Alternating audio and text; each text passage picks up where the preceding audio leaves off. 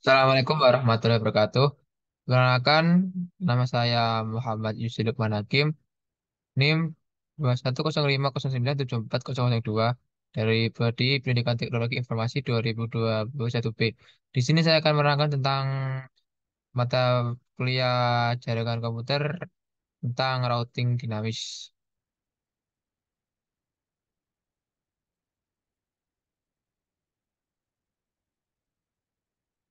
Routing dinamis adalah router yang memiliki kemampuan untuk membuat tabel routing secara otomatis berdasarkan lalu lintas jaringan dan router yang terhubung. Jika diartikan, dinamis adalah bisa berubah-ubah. Jadi, IP address-nya selalu berubah-ubah sewaktu-waktu. Routing ini kebalikan dari routing statis yang semuanya harus dilakukan secara manual. Protokol routing akan mengatur router secara otomatis sehingga bisa berkomunikasi satu dengan yang lain, memberikan informasi antar router. Next, kita akan langsung melakukan percobaan simulasi menggunakan Cisco Packet Tracer.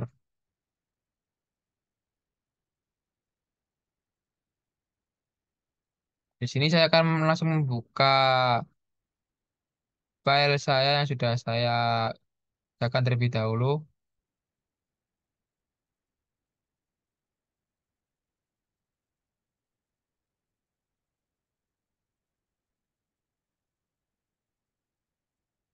Ya, di sini sudah terlihat gambarnya. Sebelum itu saya tadi sudah mengatur terlebih dahulu setiap routernya. Di sini ada 3 PC, menggunakan 3 PC, menggunakan 3 router dan 2 server. Yang pertama itu tadi saya sudah men-settingnya di router satu bagian config-nya.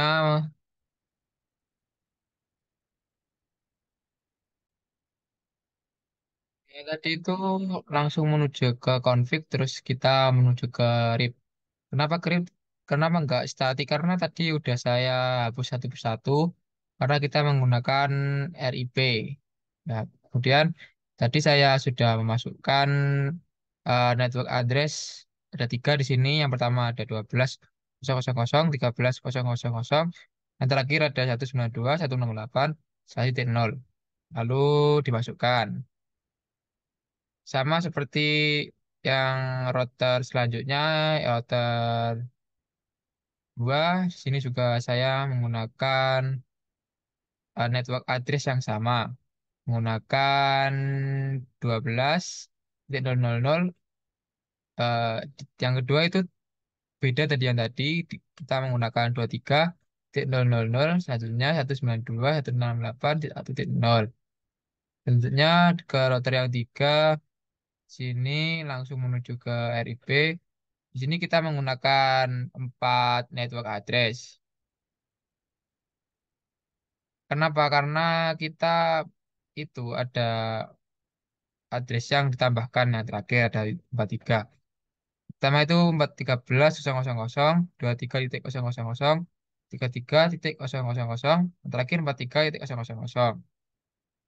Setelah selesai menambahkan network routing, RIP kita tambahkan perintah pada tab CLI setiap masing-masing router sebagai berikut. Nah, yang tadi tadi itu saya sudah memasukkan yang pertama no summary, no auto summary. Masukkan ke dalam perintah sini, terus di enter, terus diberitakan lagi version 2. Terus selanjutnya lagi kita gunakan kita apa itu agar konfigurasinya tersimpan, kita pergi ke menu config, terus global. Habis itu kita pergi ke setting, kita save. Untuk mereset dan meload seluruh konfigurasi device, maka tekan tombol, habis itu CLI router. sini ada tombol jadi router. Langsung saja kita ketik menggunakan perintah ALT plus S jika ingin cepat. Nah, sehingga nanti IP route-nya akan tampil sebagai berikut. Ketika sukses, nanti akan ada tulisannya konfigurasi terminal subnetted dan itu sudah bisa kita ambil kesimpulan bahwa itu bisa digunakan. Next, kita akan langsung melakukan simulasi. Kita pergi ke menu simulasi. Nah, agar bisa kita tahu tentang apa yang kita simulasikan, kita bagi dulu layarnya menjadi dua bagian. Ya, jika sudah kita bagi dua layar gini, kita akan melakukan simulasi. Sebelum itu kita atur dulu ke mode simulasi, edit filter, dan kita pilih ke ICMP. Agar bisa tahu kita nanti seperti apa hasilnya. Yang pertama, kita coba kirimkan paket sampel PDU dari PC1 ke PC2, lalu amati jalurnya PDU SMP-nya. Kita lalu percobaan, kita next. Nah, dari PC1 akan menuju ke router 1. Bentar kita reset dulu biar bisa dijalankan. Karena beberapa hal itu bisa nggak bisa berjalan karena belum dimulai.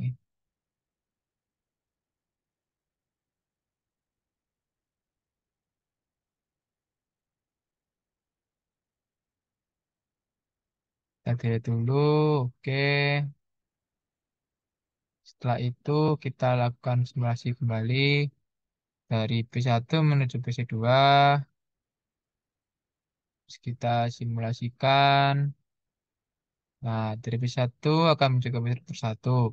Lalu PC1 akan dikirimkan ke PC2, lalu dikembalikan lagi di CT router 1, kembali lagi ke P1 secara manual dan simulasi berhasil. Next, kita akan melakukan uji coba yang kedua. Kita akan delete dulu. Sebelum itu, delete. Oke. Cobaan kedua, nah, kirim paket SIM PDU dari PC1 ke PC3. PC1 ke PC3. Kita jalankan dari PC1 akan menuju ke router 1. Kemudian dikirim datanya menuju ke router 2. Ke router 2 akan ini kan tidak bisa. Jadi nanti kok malah jadi eh,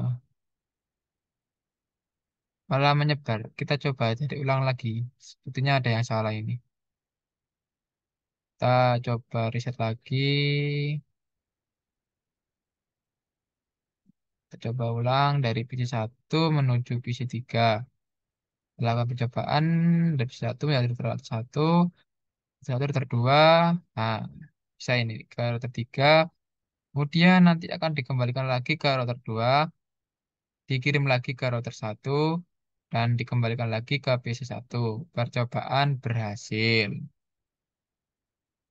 Oke, next kita akan melakukan percobaan yang ketiga.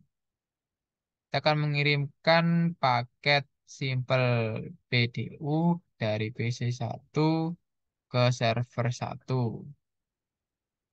Lalu kita amati. Dari server PC1 menuju ke router 1 berhasil dengan lancar, dan dikirimkan ke router 3. Dan tidak berhasil. Sepertinya ada yang salah lagi. Kita delete saja. Guys, delete. Hmm, kita ulangi dari P1 ke server satu, dijalankan, lancar, P1, kemudian router 3, kemudian dikirim lagi ke server satu, dikembalikan lagi ke router 3, dikembalikan lagi ke router satu, lalu dikembalikan lagi ke PC1, dan percobaan berhasil. Selanjutnya kita akan melakukan percobaan yang keempat. Kirim paket simbol PDU dari PC1 ke server 2. PC1 ke server 2. Satu ke server 2. Oke, kita next percobaannya. Dari PC1 menuju ke router 1 berhasil dengan lancar. Kemudian dikirim ke router 3. Sepertinya ini sebelum itu kita kirim lagi. Ah, ini seperti ini saya tidak tahu karena selalu begini. Kita coba ulang. Kita delete dari PC1 menuju ke server satu. Nah, next. Berhasil. Ketiga. Kirim ke server satu. Kembalikan lagi ke router 3. Ke router satu. Kemudian dikirim lagi. Dan percobaan berhasil. Setelah itu kita lakukan percobaan yang kelima. Kirim paket simpel PDU dari PC3 ke PC1. Lalu amati jalurnya.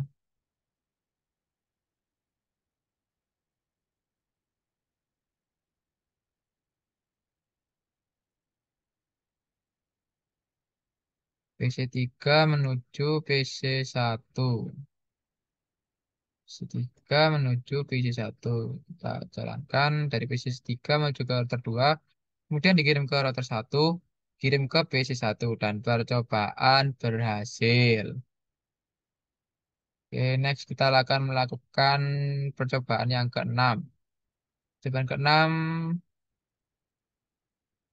dari simpel PDU ke PC3 menuju ke PC2. Oke, PC3 menuju PC2.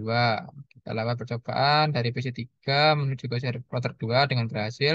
Kemudian dikirim ke router satu, kemudian dikembalikan lagi ke PC2 dan kembali lagi ke router satu, kembali lagi ke router 2 dan dikembalikan lagi ke posisi 3 dan bisa kita simpulkan percobaan berhasil. Oke, dari situ kita bisa tarik lagi ke percobaan yang ketujuh dari PC3 menuju ke server satu. Dari PC3 ke server satu. Oke, kita coba dari ke sisa 3 ke router 2, kemudian dikirim ke router 3, kemudian dikirim ke server satu. Lalu dikembalikan lagi ke router nomor 3, kembali lagi ke router nomor 2, dan dikembalikan lagi ke server 3. Percobaan berhasil. Selanjutnya percobaan ke-8 dari server PC3 ke server 2. Lalu kita amati jalurnya. PC3 server 2. Kita coba kirim ke router 2, kemudian dikirim ke router 3, kembali ke server satu, dikirimkan kembali ke router 3, kembali lagi ke server 2, dan dikembalikan lagi ke PC nomor 3. Kita bisa tarik kesimpulan bahwa percobaan berhasil. Next, selanjutnya percobaan ke-9 kita coba dari server satu ke server 2. Lalu kita amati jalur di sini. Server satu ke server 2. Kita coba jalurnya oke berhasil. Kirim lagi berhasil dan kembalikan lagi ke router 3, kembalikan lagi ke server satu. Percobaan berhasil. Oke. Next percobaan ke nomor 10 dari server satu ke PC2. Server satu ke PC nomor 2. Kita coba apakah berhasil. Oke, jalur lancar, aman. Dan kedua dikembalikan baik, dikembalikan lagi. Kembalikan lagi ke atas, kembali lagi ke satu satu dan kita coba mati bahwa percobaan berhasil.